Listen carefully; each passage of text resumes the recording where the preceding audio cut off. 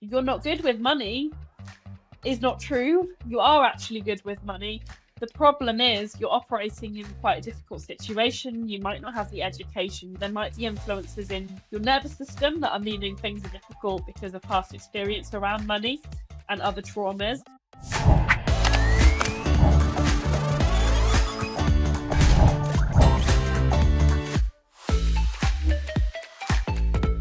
Hello and welcome to the Gross Profit Podcast. My name is James Kennedy. I'm the CEO and co-founder at procurementexpress.com. We take the hassle out of managing your company spend with magical features, but we're not here to talk about that today. Instead, I've got Harriet Formby from Below the Line Finance, and we're going to have an animated discussion about this book here, a book that I love, me and my wife actually love. We found it a while ago, and having run businesses for many years, bereft of any profit, I'll be honest. I was thinking like, oh, that's the book I need. It's called Profit First.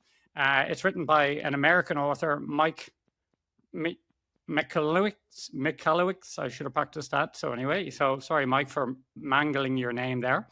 But this book is very popular amongst entrepreneurs, but we're going to talk about some reasons why maybe entrepreneurs should think twice before they run off and implement something. And Harriet has some opinions on this.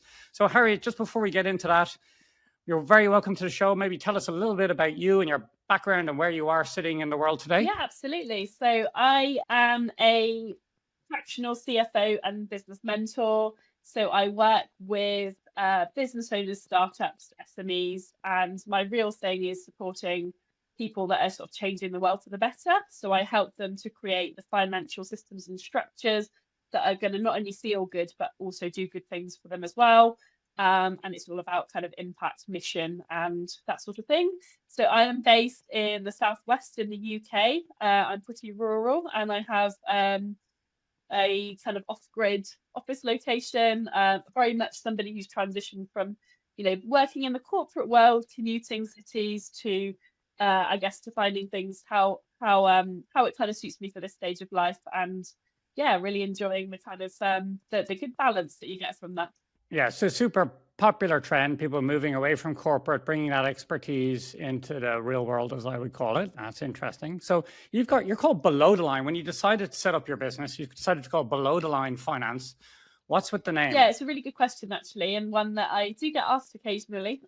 So the idea, and it very much it came to me before, I guess to set up the company, I was like, I need a website, so I need a name, I need a domain. So that was the kind of first pressure. And there was two things going on at the time that coincided really beautifully, which was firstly that I was just playing around with the name. In the world I was with finance, we always talked about above the line and below the line expenses, and it was always to do with profits. And actually I was really interested in that terminology about who was benefiting from those profits, what they really meant in real life, and having that kind of debate around it.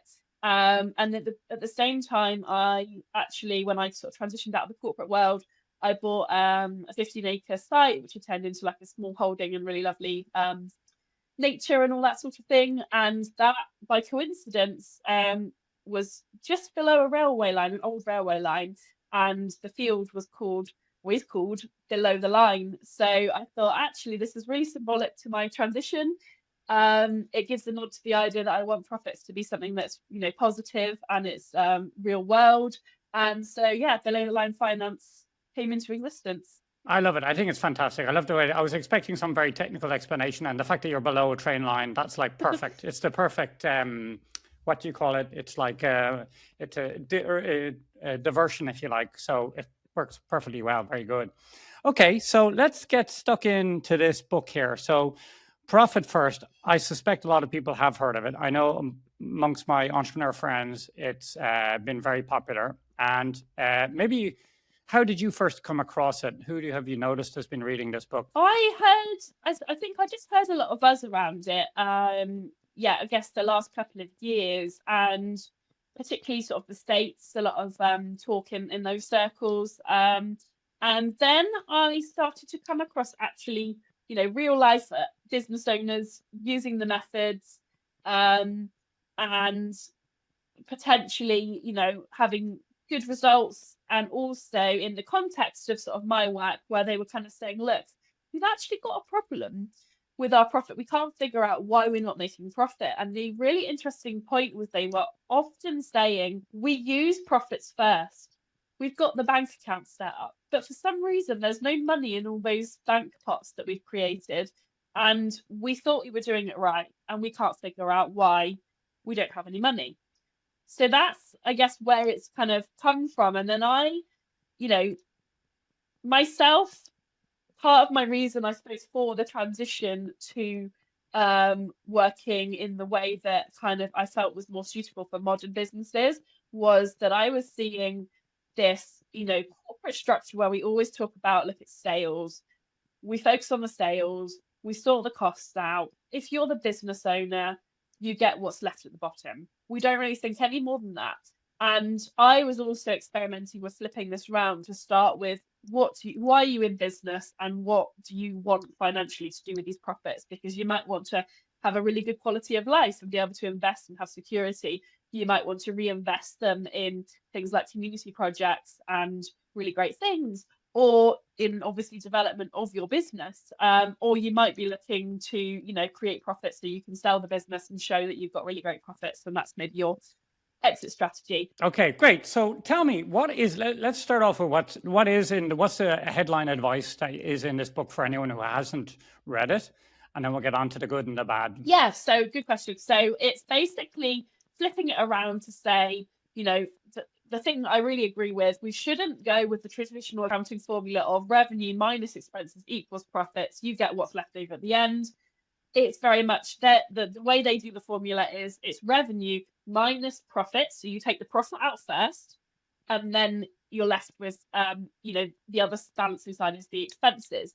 So what this is actually saying is, practical end of it is when a client pays you a chunk of money, you would take that money and you would say, look, 20% goes to tax, 10% goes here, 10%, and you would allocate where that profit is going into a range of bank accounts. So profit, owners pay, taxes, operating expenses are the traditional ones that they sort of recommend on a basis of percentages. And those can vary by industry, or I think they've got some standard ones. And basically what it's doing is creating a disciplined approach to say, actually, the money that comes into your bank account isn't just yours to go and spend.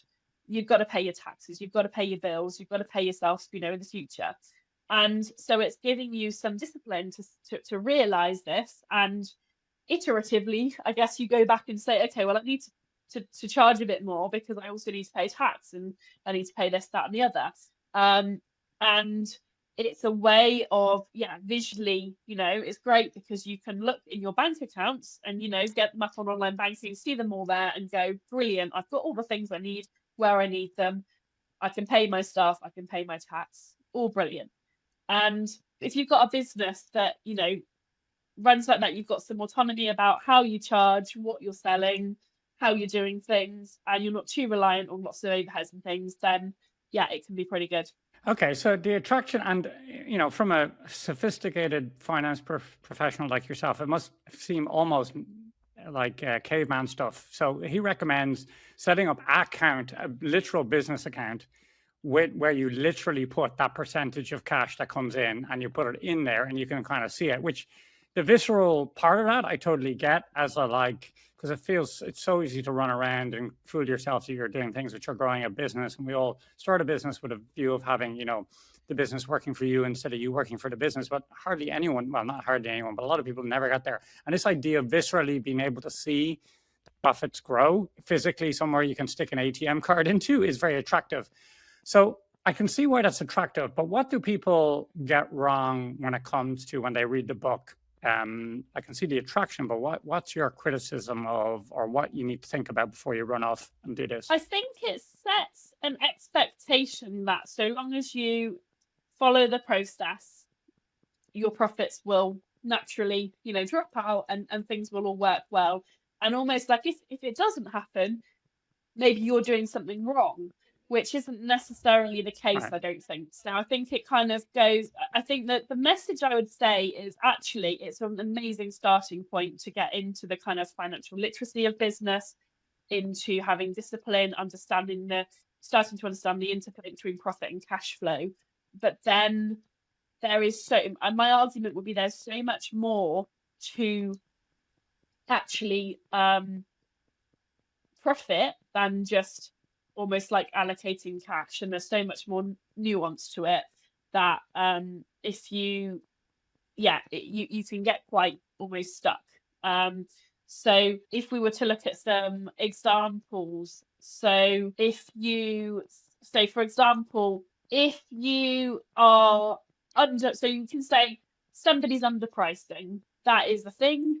Not charging enough sounds like, oh, well, that's simple, just put your prices up. Why aren't they charging more?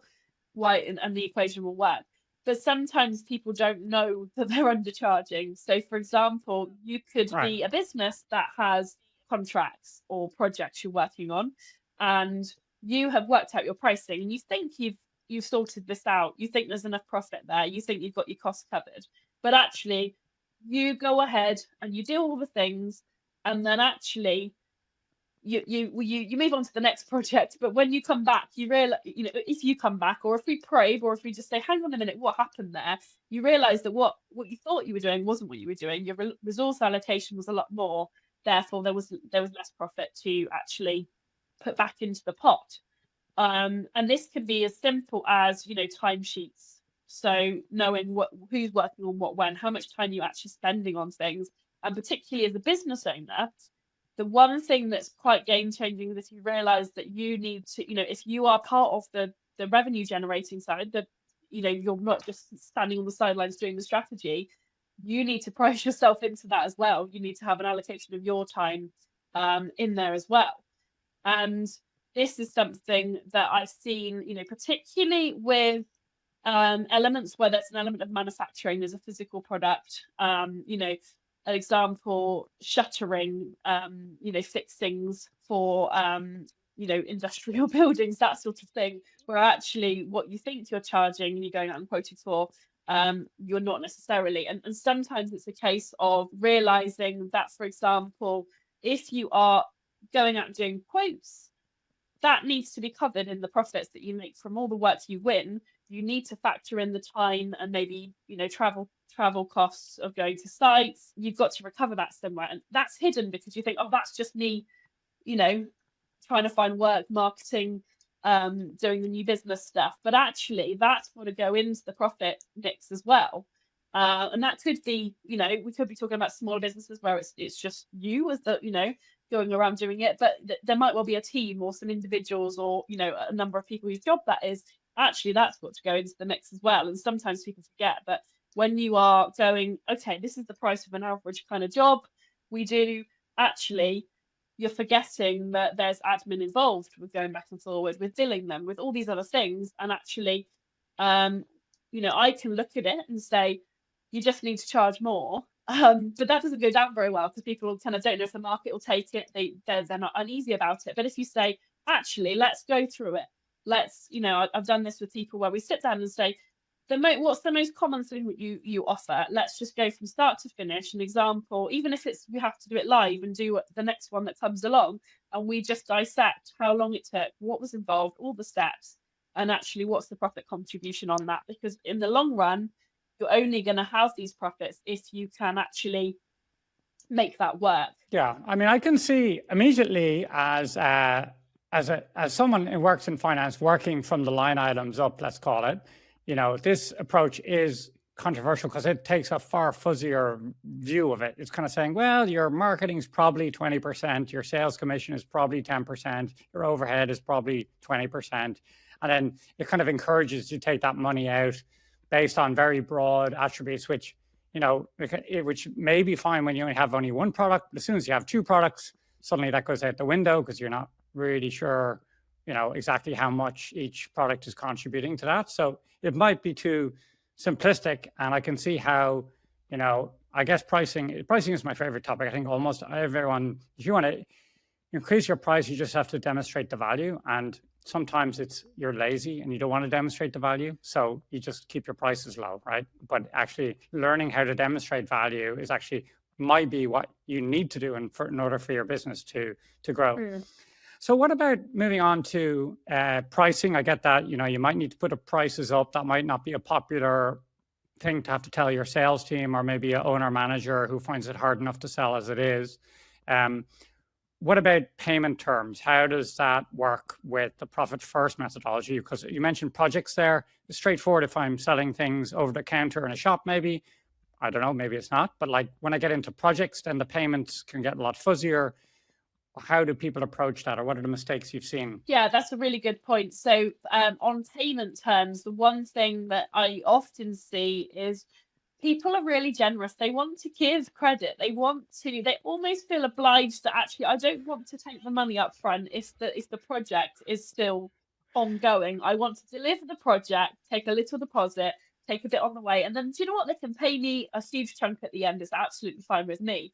The problem with that is you've probably, paid for resources, maybe, other consultants, freelancers, material costs, bills, deal with a lot of people in the events industry. There's a lot of things involved in supporting the events industry. And actually, if you rely on leaving it, a huge chunk, maybe, 25% is still, that could be your chunk of profit that you're leaving till right at the end. Now, if you go and look in your bank account, you are going to see an issue that you maybe can't pay yourself, or you can't do what you want to do because all the costs have already gone out for that project. And this little bit of profit that you're going to get at the end, you're waiting, till right at the end. And if you're working with a big organization, you might be waiting 3 months to get paid. And suddenly you've got this interface. I had to smile there, Harriet, because your clients are obviously way nicer than I am, because I'm not generous with my payment terms. I'm like, no, I like getting paid up front for my service. Thanks very much. That's kind of my take on it. And but I can see how there's that pressure. Like oftentimes people are on the interface between sales and the customer and finance. And you just want to, obviously you wouldn't be in business if you weren't delivering value. And part of that is just trying to be nice. But that can be a lot more difficult, especially with these project-based where, let's say you're running an event. You think you've made the fat lady has sung, all the lights are over, you've done the cleanup, you think you made a profit, and then bang, invoices start hitting you 3 months later. You weren't expecting that event that you thought you were running, thought it was a profit. You've already taken the profit, put it in your nice, tidy little profit account, and maybe, giving your family a nice night out with it. Whereas no, those invoices were always coming. You just forgot to take account for them. And that was then suddenly then fat lady does start crying, I guess, or singing. So I get that. Payment terms, it just makes this profit thing not as straightforward. What about other hidden operational inefficiencies you see that you can murky the waters when it comes to this method of running your business? Yeah, I think a lot of it is down to, obviously the counter for this is to really regularly review the success of, either your manufacturing costs and processes, or if it's more service based, what's actually happening. And sometimes I think something you mentioned actually about, pricing and things is actually what people don't realize if they're just head down in their own, empire and world of business. They think what they're doing is just very mundane, but actually what they're doing, and most businesses, we can't be the cheapest because we're not Amazon. We can't always be the cheapest. We have to be the best at what we deliver, and we have to have good service quality. And actually, that's the only way that you can make good profits for most businesses, is actually to, actually value your operating, your way you're doing things, and actually take pride in being really efficient and having really good, customer interactions, and, being quite ruthless about who you maybe want as customers as well, because that can help. If you're finding that actually the complaints team are dealing with 20% of your clients or something, then maybe you've got an issue you need to go and have a look at, and you could strip out a load of cost by simply going and sorting that problem. Or maybe there wasn't a good alignment with those customers. A really good one that is very much for kind of like site-based businesses is, you do your marketing budget and you just kind of chuck it out to anybody. And actually you're site-based. So what you'd really love to see is, you're going out in bands to deliver product to industrial estates, for example. You actually need to be able to be efficient and say, okay, well, wouldn't it be great if we had another 20 clients on this, great big industrial unit site? Let's target our marketing and make sure we get a few more here, because then when our drivers come out, they're actually, using the best use of their time and efficiencies. So it can actually be, it doesn't mean always cutting cost and making people redundant and stretching us. It can actually be taking pride in being efficient, doing a good service, and really knowing who your clients are.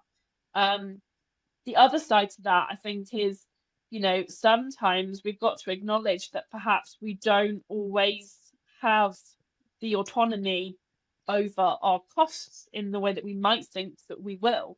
So, for example, we're seeing, if you're in the space where you're doing a lot of things online, you might see that a lot of software costs are rising rapidly.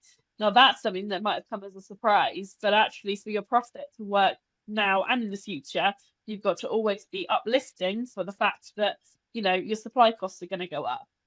Your platform fees for software companies that you rely on and you need to use will go up. That's not a bad thing. That's life. That is, inflation, and it's the improvements that are going through them. Sometimes we have to factor that in. If you are, dealing with raw materials and parts, those will go up as well. So if you're maybe dealing with, fuel increases, that could hit your fleet, next week, potentially, if you haven't got really good buying power and you're buying in advance, agreeing prices, things like that. Okay, so listen, knowing that your customers, I know that you love working with mission-driven founders, as the Yanks might call them. Let's say people who are on a mission, they want to make a dent in the world. That's the reason they're in business in the first place. Sounds like, on balance, this book's still pretty good for them to read. Or would you say, is there another book that you would say? Because I would imagine if you have people who are very passionate, either they're making a rocket ship, they're an Elon Musk, they're they're building something huge, or they are not grounded in the finances and unfortunately are doomed to fail. So who would you who is the book the right fit for, and who should maybe ignore it? I think it's one thing actually that I've seen feedback on, which is people don't understand the book, is people saying profits first. That means putting people second, because if you're focusing on profits, you're not focusing on the bigger picture, and actually that's not a nice tactic.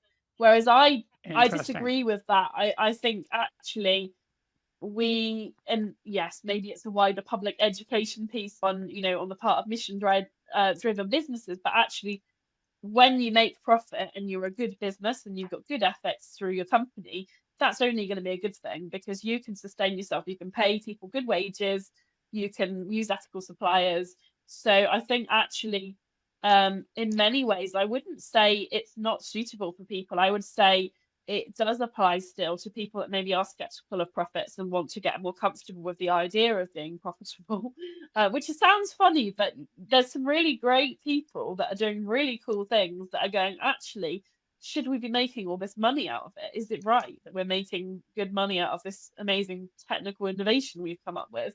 And the answer is probably yes, because if you're earning good money, the power you've got is in how you spend that money and how you look after the people in your workforce and yourselves and innovate and do the good stuff.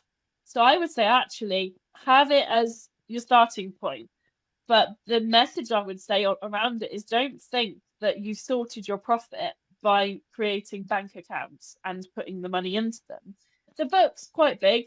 There's lots to it. There's people that are practitioners in it, and there's probably a lot more to it. But the thing that people seem to take away is just it's the bank structure and everything will flow. I would say just take that as the first step, and then maybe be open to the fact that there's something else you might need to do. And actually, that's not a bad thing. It doesn't mean you failed if your pots aren't filling up with money. It just means that that's only half of the story, and there is more to it than that. Okay, so Harriet, I understand you have room for a new client. So what would be the chef's kiss perfect person for you to work with next? So I would say actually, if this has resonated that you are puzzling over your profit, this is something I like to get stuck into. I find it really interesting to look at all the pieces and, to see that transformation of going, we've got something that if we carry on like this, we just can't keep it running, to turning that around to say, do you know what, we can actually do this if we take a fresh look at what's going on and make some empowered decisions. So if this has resonated, I'd be up for kind of a conversation. yeah, so I think the place where I can add most value is where, you are quite ideas driven. You're probably, you founded the company on the basis of creating some social change, or you've seen a problem in the world and you're trying to fix it through your business. And actually, that's what I can really get behind, because I will be so committed to helping you solve this, make the money, make it work, if I know that what you're doing is really positive. When you serve more customers, scale, move into other countries, do all the good stuff, actually it's for a really good mission that we can all be proud to be associated with. So I'd say that's something that's important. Great. I love your energy, Harriet. You've obviously got a passion for what you do, and it's great to see that. So we'll roll on here to my final question of the podcast, which is, who's your business hero and why? This is one that I did have a think about, and I thought about some, maybe generic answers of people that are very big business leaders, etc. But what I wanted to share is something that has been quite inspirational for my journey recently, because it's very much about the emotional side of finance, which, as business owners, we are human as well as being business owners and very professional. And I wanted to just, mention Chantel Chapman, who runs a program and a whole business in Canada, Trauma of Money. And it's actually a whole approach to money, a bit like, I suppose, a system that, profits first is a system. This is a different model of looking at money. And it's something that, I might have come here and talked about what I found tricky with profits first, but very much I'm someone very curious about different ideas, different ways of looking at things. And is this like a budgeting system, or a worldview, or a cult, or what is basically it? And it stems from personal finances is where it begins, but it applies to business. It's basically taking it from the blame side of, you're not good with money because you're fraud in some way. So as business owners, we might be saying, because we don't understand it, because we're not disciplined, because we don't have a system, or we're not, careful enough. It's the flipping the script to say, actually, you're not good with money is not true. You are actually good with money. The problem is you're operating in quite a difficult situation. You might not have the education. There might be influences in, your nervous system that are meaning things are difficult because of past experience around money and other traumas. And actually, this is really key, because if you're somebody that is continuously seeing that the cash flow is drained and you're precariously, running things, but otherwise you're a brilliant person and there's no reason why your business should be failing, it's basically taking a look at things from a different perspective and acknowledging that emotional part of money. It's something that I've been working to kind of integrate, because I was often seeing business owners, having lots of, similar situations to here. You've got the money in the bank, but suddenly they spent it all, or they're worried to spend it and they're scared of the profit side of things, or earning good money. And it's very much, acknowledging that actually, and, when you've got things like, you can't pay the tax bill, it creates a lot of stress. And, if you're looking for funding and all that sort of thing, if in the startup end of things, actually, we do need to look after the emotional side to get the full picture, really. So very much the strategies, the good sense, the good, logical finance brain stuff, I think very much fits with the emotional side to things as well. Great. Okay. So thanks, Harriet. So I'll let you into a secret, and thank you for listening this far, listener. If you got this far in, I'll let you into a little secret. My business partner, Richard, has been asking, what are you doing on this podcast? Why are we doing it? What's it doing for Procurement Express? So what I've done is this morning, hot off the presses, I've taken all of the advice I've taken from all the fractional CFOs I've interviewed with, and I put it into a webinar and combined it with our partnership program at Procurement Express. So if you are listening to this and you are a fractional CFO, or you work on a finance team, and you're looking for smart ways to make impact with clients quickly, to demonstrate your value, because demonstrating the value of the finance team, there's never been a bigger disconnect between the ability for someone to impact a business and the understanding of how that works. In my experience, you can understand if you hire a sales guy, he's going to get you more sales. You can understand if you get operations people, are going to do the work.